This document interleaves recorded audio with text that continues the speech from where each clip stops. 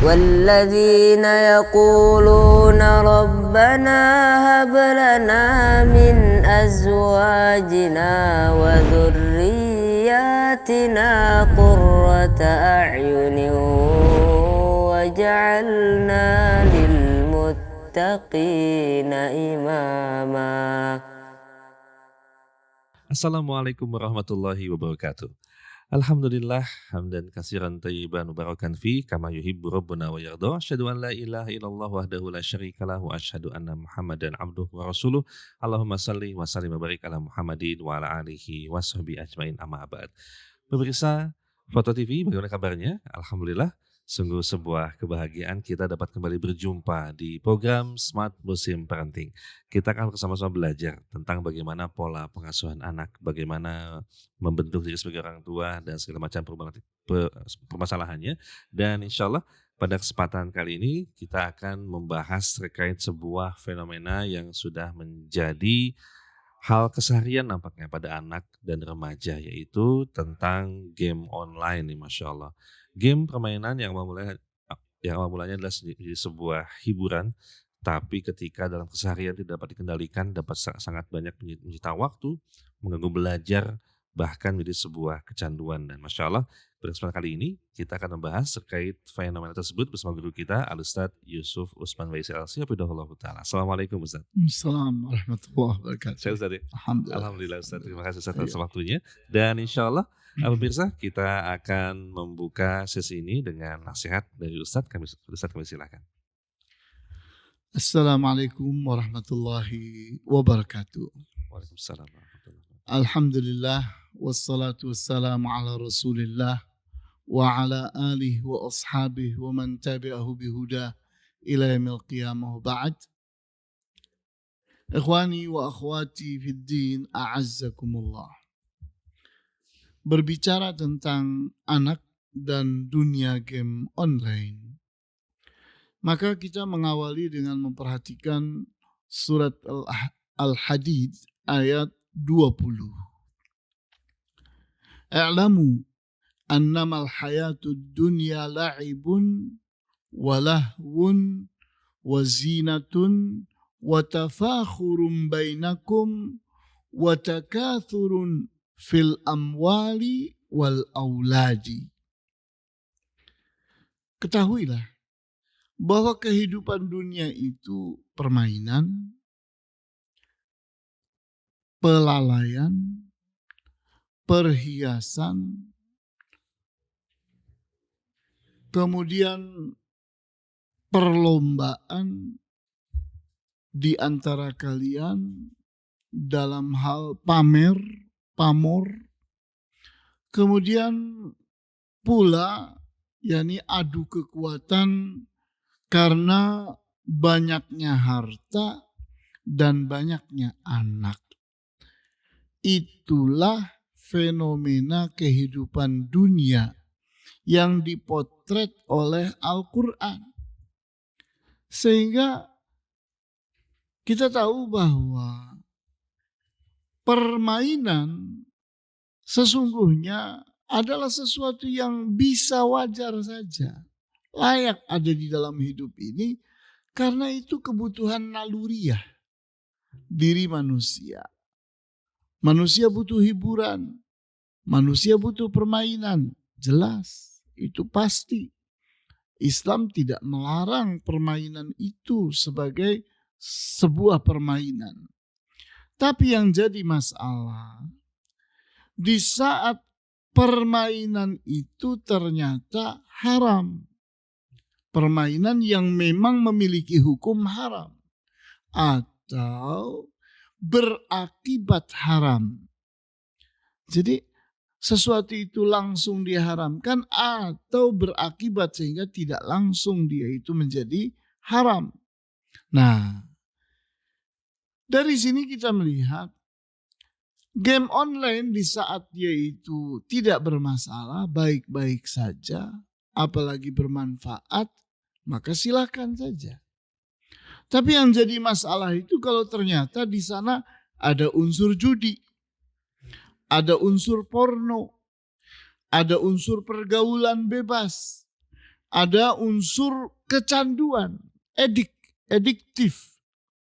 Sehingga kita melihat anak-anak kita habis waktunya, habis kepedulian dan perhatiannya, habis-habisan untuk game online. Sehingga dia menjadi anak yang seolah-olah baik karena jarang keluar. Padahal dia sedang membuang-buang waktu di dalam kamar. Dia sedang menyendiri, sedang melakukan hal-hal yang tidak terkontrol. Maka yani kita lihat bahwa bisa jadi yani ini tidak kalah buruknya dengan kenakalan yang dilakukan oleh anak di luar rumah sana.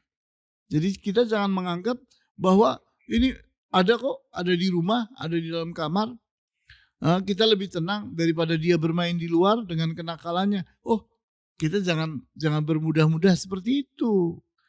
Bisa jadi dia berada di dalam kamar tapi sedang merusak dirinya sendiri. Sehingga dari sini kita lihat bahwa game online itu punya sisi, punya sayap yang bisa jadi daya rusaknya besar. Oleh karena itu harus diwaspadai.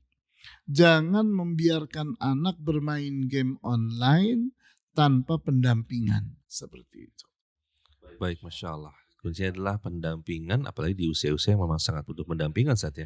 Karena kita saat ini anak-anak usia dini sudah mulai megang handphone dan memain game Ustaz. Ustaz, berikutnya adalah Ustaz, sebelum kita lanjut diskusi kepada pemirsa semua, bagi yang bertanya silakan melayangkan pertanyaan ke chat WhatsApp 0821 70006087. Baik Ustaz, adakah tanda-tanda bahaya saat anak-anak sudah mulai berlebihan Ustaz memain game Ustaz? Ya, sebetulnya kita melihat bahwa game online itu yakni memiliki dampak yang mudah dibaca. Anak sulit fokus, anak malas berpikir, anak malas belajar, anak susah diajak komunikasi, anak menutup diri, anak kehilangan rasa percaya diri. Kemudian anak memiliki pola yang salah saat memandang orang lain. Sehingga di hadapannya orang itu ada dua macam. Yang ini kawan, yang ini lawan. Yang ini teman, yang ini musuh. Ini kalau anak ini sudah terpapar akibat buruk atau dampak dari game online, maka sikap dan perilakunya itu akan kelihatan. Bahwa dia mengalami perubahan ini. Apalagi kalau anak itu memang berterus terang, suka cerita tentang apa-apa yang dia mainkan, apa-apa yang terjadi saat dia bermain dan sebagainya. Secara terbuka kepada ayah dan ibunya dia bicara, itu lebih jelas lagi. Tapi di saat kita jelek-jeleknya, tidak mendapatkan anak itu berterus terang. Tapi kita dapatkan nih efeknya nih, dampaknya. Maka itu adalah tanda yang jelas. Baik Ustaz, apalagi kita sudah melihat ketika anak-anak sudah mulai indikasi mungkin belum waktunya main game, belum siap kalah Ustaz. Saat kalah emosi meledak gitu saya. Kemudian juga ketika diminta berhenti bermain tuh marah-marah Ustaz. Ini bagaimana Ustaz menyikapinya seperti ini? Ya, ini kan berarti kan bukan mainan itu. Sudah keluar dari unsur main game online. Karena yang namanya main ya siap kalah, siap menang.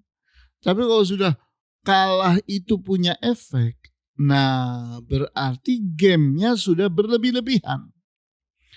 Porsinya yang berlebihan atau yakni jenis game itu telah yakni memasuki ranah haram. Misalnya ranah judi merugikan uang anak itu. Atau ranah kerugian apa yang lainnya selain daripada uang. Sehingga anak itu menderita akibat kekalahan itu. Misalnya kehormatannya. Dia menjadi malu, dipermalukan dan sebagainya. Nah ini unsur-unsur yang seperti ini kan sudah di luar daripada titik poin yaitu permainan. Masya Allah. Berarti orang tua juga wajib mengkondisikan Ustaz ya ketika memberikan anak game. Nah terkait ini Ustaz, bagaimana peran orang tua Ustaz di dalam memberikan game terhadap anak?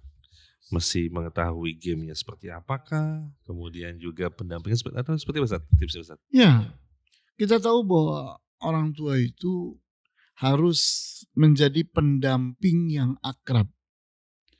Orang tua yang berhasil itu bukan berarti orang tua yang selalu berbicara, bukan. Tapi orang tua yang mendampingi, yang berada bersama anak dengan berbagai macam kegiatannya. Sehingga anak itu betul-betul berkonsultasi dengan orang tuanya. Karena orang tuanya akrab dengan dia. Kemudian orang tua itu harus menjadi pembimbing kepada hal yang baik, benar, manfaat. Orang tua itu harus menjadi pengarah. Nah, sehingga anak itu punya target yang betul, punya tujuan yang positif. Orang tua itu harus menjadi motivator yang meyakinkan sehingga anak itu dimotivasi untuk mampu meninggalkan game. Sehingga kita ini punya kejelasan bahwa main game itu hanya seperempat jam misalnya. Hanya 30 menit misalnya. Harus berhenti setelah itu. Maka pindahkan kepada kegiatan yang lain agar tidak terjadi adiktif di sana. Karena kalau sudah kebablasan, kepanjangan, itu nanti sulit. Maka di sini peran orang tua harus jadi motivator untuk kegiatan yang lain selain dari game. Kemudian orang tua pun harus menjadi fasilitator yang memudahkan hal-hal yang positif. Di mana kita harus pandai mengantarkan anak untuk mencapai kepada hal-hal yang betul-betul akan mendukung masa depan anak itu. Dan yang paling penting adalah menjadi suri tauladan. Jangan sampai ayah dan ibu pemain game juga. Apalagi ayah dan ibu itu paradoks, melarang anaknya main game tertentu, dianya adalah pemain game itu. Itu yang lebih lucu lagi, itu akan menjadi presiden buruk seperti itu. Baik Ustaz, terkait tadi tentang paradoks Ustaz, itu betapa pentingnya teladan Ustaz ya. Karena kadang-kadang kita melarang anak bermain game atau bermain handphone, tetapi orang tua juga sibuk dengan gadget Ustaz ya. Itu Ustaz ya. Lalu bagaimana Ustaz cara membangun komunikasi agar anak mau terbuka pada orang tua terkait tentang apa yang mereka lakukan di dunia game Ustaz? Karena kadang-kadang dunia game ini tanpa kita tahu ternyata sudah keluar batas berinteraksi dengan orang luar sana dan sebagainya. Itu seberapa pentingnya pendampingan Ustaz ya? Ya. Hal paling pertama harus dibangun oleh ayah dan ibu bersama anaknya itu adalah kedekatan dan keakraban. Kedekatan dan keakraban. Kapan kita katakan bahwa kedekatan itu telah terjadi, keakraban itu telah terbentuk? Kapan? Buktinya apa? Apa tandanya? Tandanya, indikatornya adalah percaya. Anak telah percaya kepada ayahnya. Anak telah percaya kepada ibunya. Itulah indikator keakraban dan kedekatan.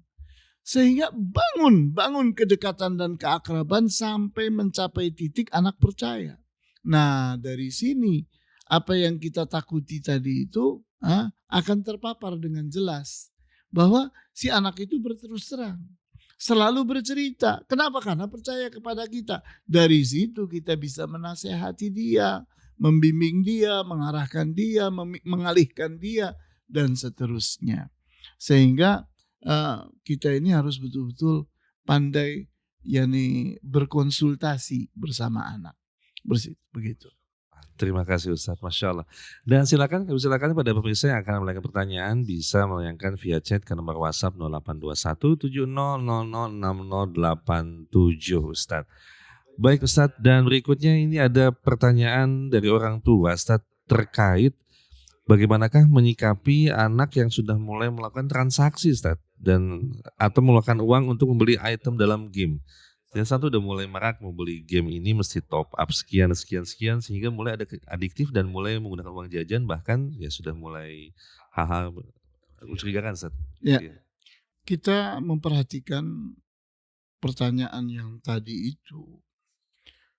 berbicara tentang bagaimana menyikapi anak yang mulai melakukan transaksi atau mengeluarkan uang untuk membeli item di dalam game.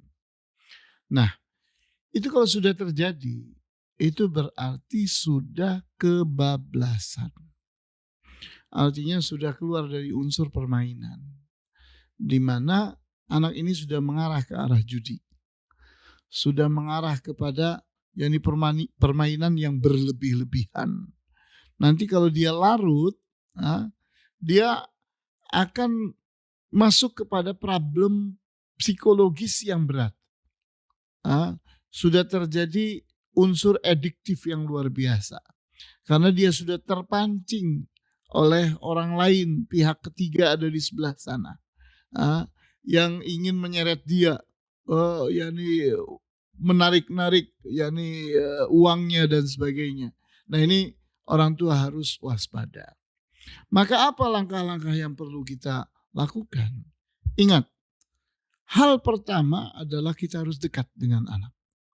Harus akrab dengan anak. Kita sulit sekali ingin merubah anak kalau kita tidak dipercaya oleh dia. Jadi kita ini harus berhasil membangun kepercayaan anak kepada kita. Kemudian yang kedua, pintu masuk kita ke dalam jiwa anak itu adalah pintu simpati dan empati. Jangan segan-segan kalau anak itu punya sisi-sisi baik, sisi-sisi bagus, sisi prestasi dan sebagainya, kita bersimpati. Kamu ini luar biasa. Kamu itu punya kelebihan dalam hal ini. Kamu itu hebat dan sebagainya. Sisi ini kita bersimpati kepadanya. Dan berikutnya kita berempati. Ayo kita sama-sama membangun. Kita sama-sama berbuat. Ayo kita keluar dari permasalahan yang kamu hadapi. Dan merasa kasihan. Ayo kita berbuat sesuatu untuk kita keluar dari masalah dan sebagainya. Ini sisi simpati dan empati itu harus benar-benar kita utarakan. Kita tunjukkan keberpihakan kita kepada anak itu. Ini akan membuat anak itu betul-betul akrab dengan kita. Kemudian yang tidak kalah pentingnya adalah menyadarkannya. Bagaimana cara menyadarkan?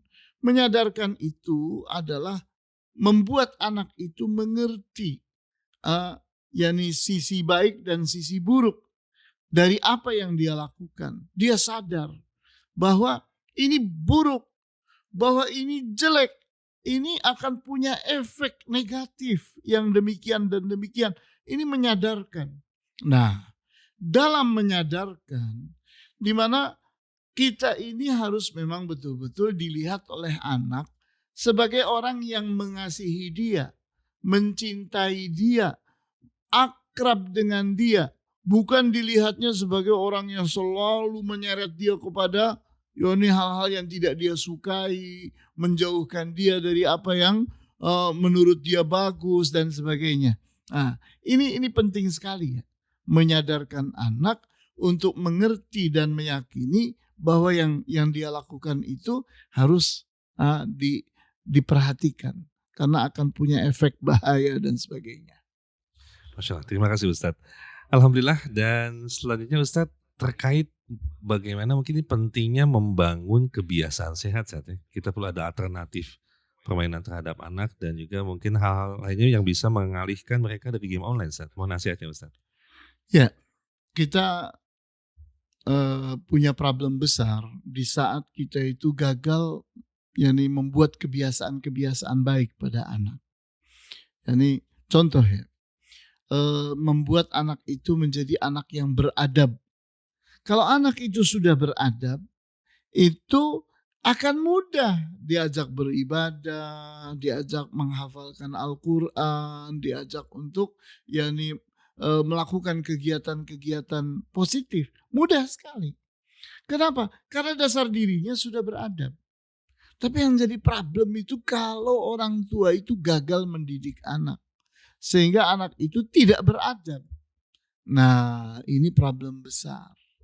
Di mana berarti kita ini harus membongkar. Artinya kalau bengkel itu harus turun mesin ini.